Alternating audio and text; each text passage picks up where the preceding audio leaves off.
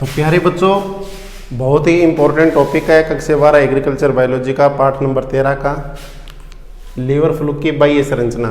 ये प्रश्न 3 नंबर का 4 नंबर का पक्का आता है बच्चों, ध्यान से समझ लो इसको। सबसे पहले आप इसकी संरचना देखो बच्चों, ये जो मैंने लिखा है ये इसलिए लिखा है कि आपका ज़्यादा टाइम वेस्ट ना हो। अगर मैं लिखूँगा वीडियो के अंदर तो आपका ज़्यादा टाइम वेस्ट होता है, तो इसलिए ये मैंने पहले ही लिख दिए। ठीक है, तो आप समझो इसको। देखो ये इसकी संरचना है, आपको दिख रही है। इसकी जो लंबाई है ना, ये जो लंबाई है, ये लंबाई है मेरे प्यारे बच्चों 1.8 से 3 सेमी। ये इस तरह से जो लंबाई है वो कितनी हो सकती है? 1.8 से 3 सेमी हो सकती है। इस तरह से लंबी जो लंबाई है ना, इस तरह से ये 3 सेमी तक लंबा हो सकता है। कुछ किताबों में 6 सेमी तक लिखा होता है, लेकिन हमें हमारे 12वीं क्लास के अकॉर्डिंग चलना है। 1.8 से लेकर के 3 सेमी ये लंबाई हो सकती है। और ये जो चौड़ाई है ना, ये इसकी चौड़ाई हो सकती है मेरे प्यारे बच्चों 0.4 सेमी से 1.5 सेमी तक हो सकती है। 0.4 से और 1.5 सेमी तक हो सकती है ये लंबाई। अब प्यारे बच्चों, आपको ये जो आकृति दिख रही है कैसी दिख रही है? शंकु जैसी दिख रही है। कैसी दिख रही है? शंकु जैसी दिख रही है। दूसरी बात, इसके शरीर के ऊपर ये देखो, एक तो ये जनन छिद्र है, मतलब एक तो ये छिद्र है, एक ये छिद्र है, एक ये छिद्र है और एक ये छिद्र है। अब देखो बच्चों, ये जो 2 छिद्र है ना, इसमें से ये तो है जनन छिद्र और ये है उत्सर्जी छिद्र, जिससे ये उत्सर्जन करता है। क्या करता है? उत्सर्जन। और याद रखो, उत्सर्जन के लिए इसमें ज्वाला कोशिकाएं पाई जाती है। ज्वाला कोशिकाएं, ज्वाला कोशिकाओं के द्वारा इसमें क्या होता है? उत्सर्जन होता है।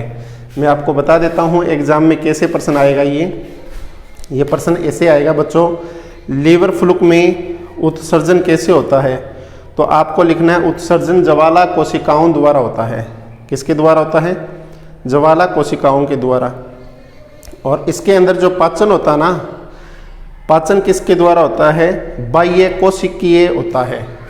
इसमें जो पाचन होता है, पाचन वो मेरे प्यारे बच्चों होता है बाह्य कोशिकीय,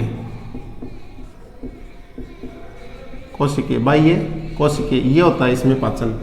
अब देखो बच्चों, सबसे पहले ऊपर इसका मुख है और यहाँ पर ये मुख जो है ना, इसको ही हम चूसक बोलते हैं, जिसको क्या कहेंगे? अग्र चूसक है ये।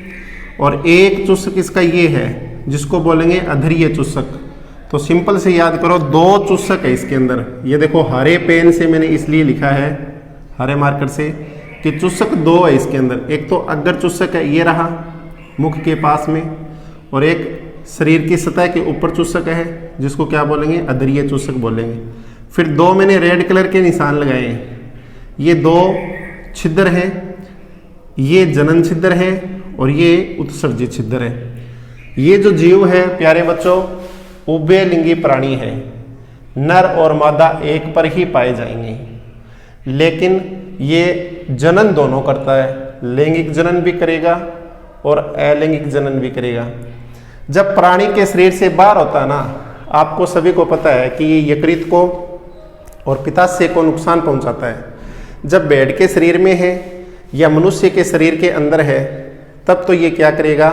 ये लैंगिक जनन करेगा। और यदि उसके शरीर से ये बाहर है, तब ये करेगा अलैंगिक जनन। ये 2 बातें आप याद रखो। और ये बात भी याद रखो, पाचन इनमें बाह्य कोशिकीय होता है और उत्सर्जन इनमें ज्वाला कोशिकाओं द्वारा होता है।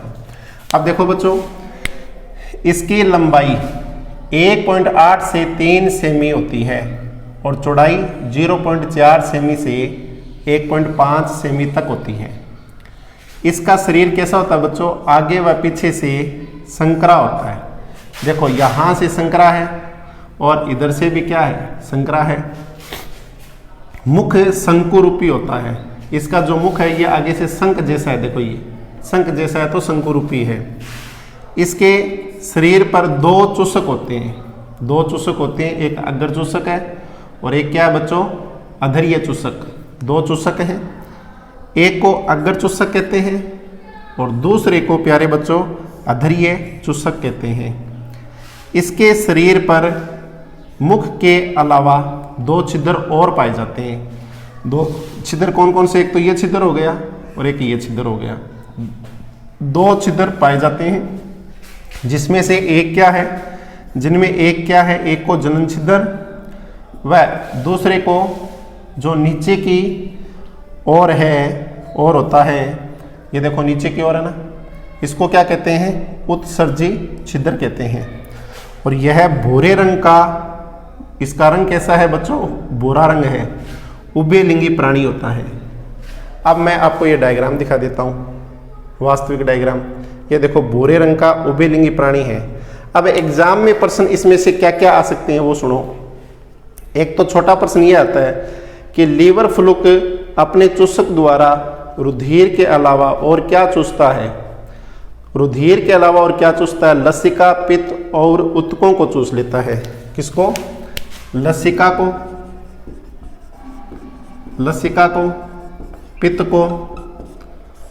पित्त को और किसको चूस लेता है? उत्तकों को चूस लेता है। उत्तकों को।